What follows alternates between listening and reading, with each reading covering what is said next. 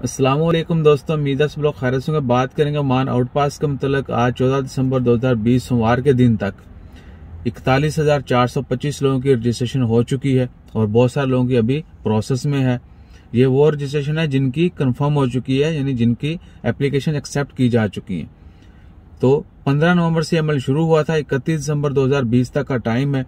इन 41,425 में से 18,800 लोग ऐसे हैं जिनके वर्क परमिट एक्टिव थे, यानी उनके पास वीजा थे, लेकिन किसी न किसी वजह से वो इलीगल हो गए ओमान में, अब आउटपास पे वो वापस जा रहे हैं।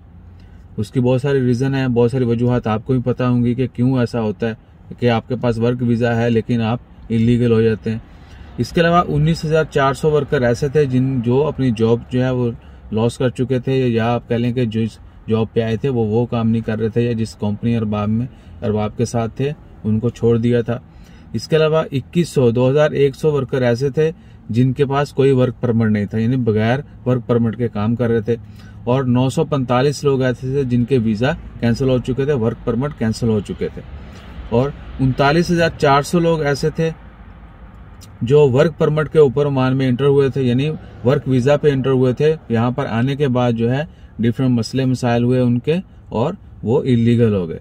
इसके अलावा 308 लोग ऐसे थे जो रिलेटिव ज्वाइनिंग वीजा पे आए थे, यानी फैमिली ज्वाइनिंग या कह लें कि फैमिली विजिट पे आए थे। वो जो लोग फकिट में